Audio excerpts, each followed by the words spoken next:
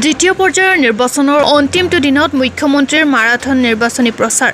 দৰং ওদালগুৰি লোকসভা সমষ্টিৰ অন্তৰ্গত দলগাঁও মাজবাট বেজেৰাৰ পাছত কমলপুৰৰ দগাঁৱত অন্তিমখন নিৰ্বাচনী সভা। হাজাৰ হাজাৰ বিজেপি কৰ্মীৰ সন্মুখত নাচি ভাগি নিৰ্বাচনী প্ৰচাৰ মুখ্যমন্ত্ৰীগৰাকীৰ।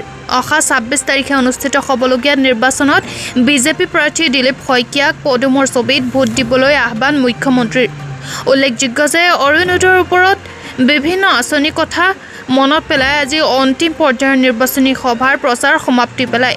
বাইহাটা চাৰিআলিৰ পৰা ৰমেন ডেকাৰ ৰিপৰ্ট। আজি দ্বিতীয় পৰ্যায়ৰ ইলেকশ্যন প্ৰচাৰ সামৰণি পৰিলে। প্ৰথমতে আমাৰ ধাৰণা আছিল যে এই পৰ্যায়ত আমি ৩টাত জিকিম, 2টাত কষ্ট হ'ব। কিন্তু যি ধৰণে প্ৰচাৰ চলিলে, মানুহৰ অদ্ভুত সহযোগিতা, মোৰ এনেকুৱা লাগিছে যেন এইবাৰো আমি 5টাৰ ভিতৰত 5টাতে জিকিম। দেখিবলৈ পোৱা গৈছে যে আগতে বাহিৰৰ পৰা ষ্টাৰ কেম্পেইনাৰ আহিছিলে আৰু এতিয়া আমি অসমৰ পৰা বাহিৰত ষ্টাৰ কেম্পেইনাৰ আহিছে।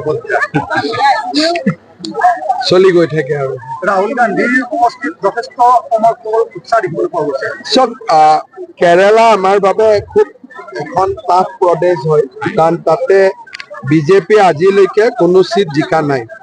কিন্তু লাহে লাহে আমাৰ ভোটৰ পাৰ্চেণ্টেজ 15%লৈকে বৃদ্ধি পাইছে আৰু আমাৰ মানুহবিলাকে কাম কৰি আছে, কাৰ্যকৰ্তাসকলে কাম কৰি আছে।